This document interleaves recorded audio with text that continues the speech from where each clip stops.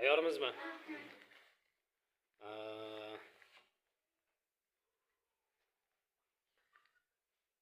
3 litrli suvga 7 litr sut qo'shilib aralashma hosil qilindi va bu aralashmadan 2 litr to'kib yuborildi. Savol: endi bu aralashmadan necha litr sut qoladi topinglar. 3 litr nima bor edi?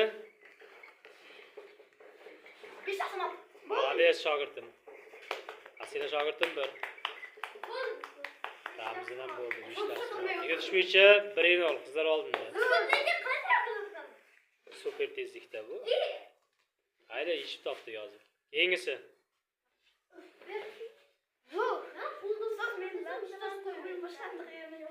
Yaxshi shogirdim. O'g'illarga ham beringlar.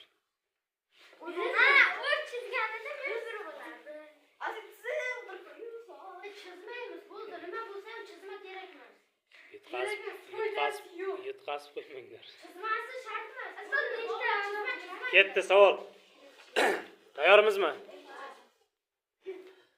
Xo'p, shogirdlarim.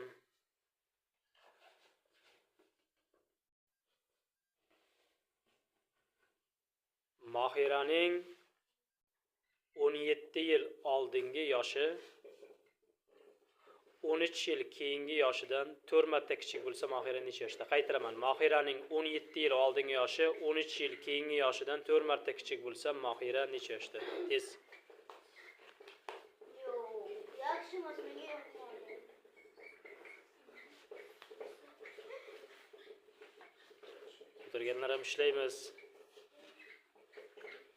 O'tirganlar ham ishlaymiz. Timuram, Shahina ham bir gap bir xil bo'ldi. Vardan ko'rib aytamiz. Men hozir ayta olmayman. Telefonda ko'rib aytamiz. Sekundlargacha bir xil bo'ldi. Xo'p, keyingi savol. Yetishmaycha 1-0 mi? Bu savolni oxirida kameraga qarab aytamiz. Agar qizlar birinchi bo'lib qo'ygan bo'lsa 2-0 bo'ladi. Agar o'g'illar bo'lgan bo'lsa 1-1 bo'ladi. Yo'q, 3-savol. Aslida qaytaraman. 75% li 4 litr sutga 80% li 6 litr sut qo'shilsa necha foizli sut hosil bo'ladi? Tez.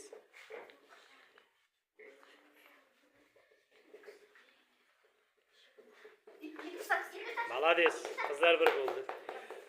Varga qarasak, o'g'illar yutgan bo'lsa menda foydasi yo'q. Qizlar yutdi. Yo'q, bular qanday? Siz mayli 3-0.